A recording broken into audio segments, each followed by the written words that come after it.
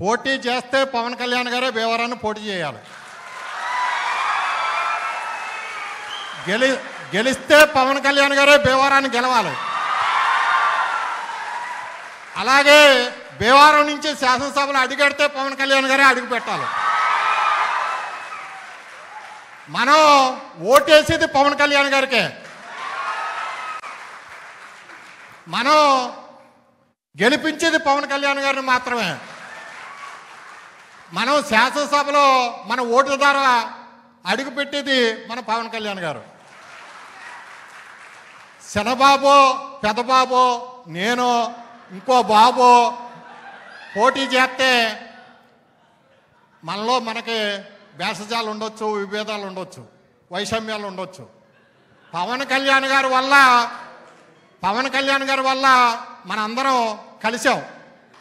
ఈ జనసేన కుటుంబంలోకి వచ్చాం. మన అందరం కూడా కుల మతాలకు అతీతంగా, వర్గ వైషమ్యాలకు అతీతంగా మనందరం భిన్నత్వంలో ఏకత్వం కింద వసుదైక కుటుంబంగా ఈరోజు జనసేన పార్టీలో ఎటువంటి అరమేకలు లేకుండా మన అందరం కూడా కలిసి జనసేన పార్టీలో సాగుతున్నాం. ఈ జనసేన పార్టీ మరి ఆయన భావజాలం మనందరికీ కూడా తెలుసు. ఆయన ఎంత శక్తివంతమైన వ్యక్తో మీ అందరికీ కూడా తెలుసు.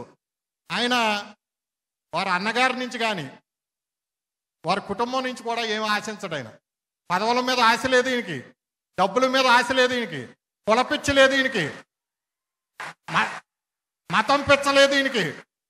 డబ్బులంటే పిచ్చి కాదు, పదవులంటే పిచ్చి కాదు, దేశం అంటే పిచ్చి, జనం అంటే పిచ్చి.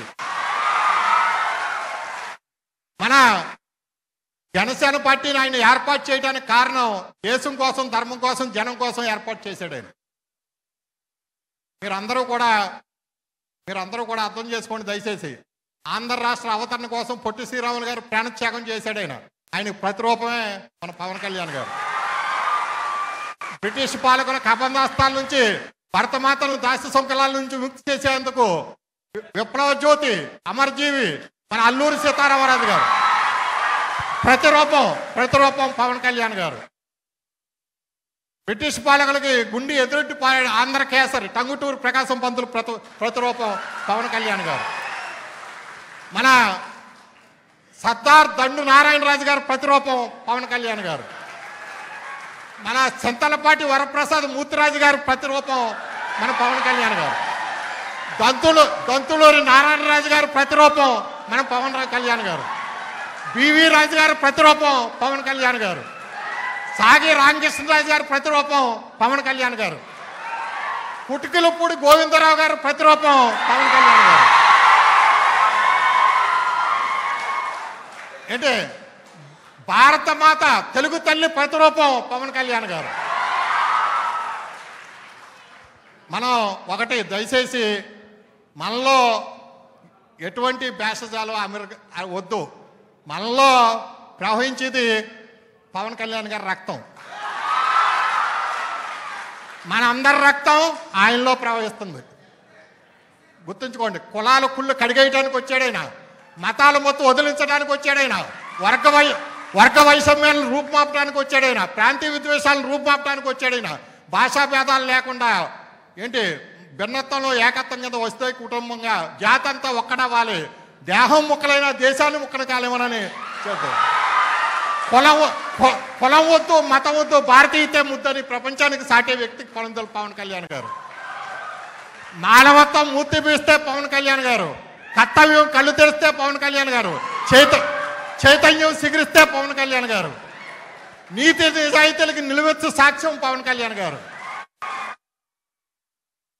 అంటే ఈరోజు నా వెనకాల నా కులం లేదు, నా కుటుంబం లేదు, నా మతం లేదు, నా వెనకాల కొన్నితల పవన్ కళ్యాణ్ గారు ఉన్నారు. ఈ జనసేన పార్టీ ఉంది నా వెనకాల. ఎందుకంటే మాట్లాడితే ఇంత చెవుల్లో ఇంత రక్తాలు వచ్చేలా మాట్లాడగలను కాబట్టి ఏంటి మాట్లాడటానికి కొద్దిగా నిశ్శబ్దం. ఎందుకంటే మన అందరం కూడా మాటల కన్నా చేతలు ఎక్కువ చూపించాలి.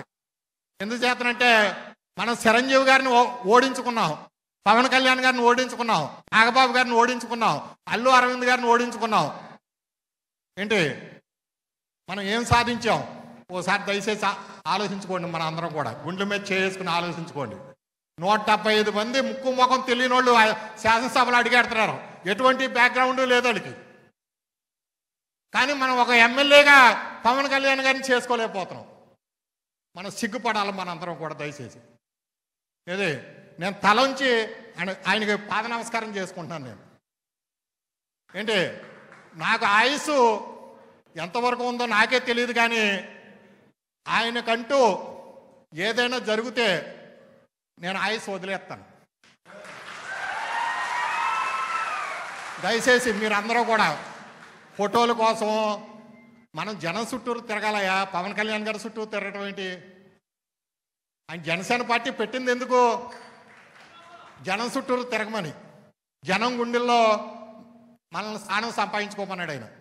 ఆయనతో ఫోటో దిగటం కాదు, మీతో 1000 మంది 1,00,000 మంది 1,000,000 మంది ఫోటోలు దిగి స్థాయికి ఎదగండి ఈ జనసేన పార్టీ ద్వారా.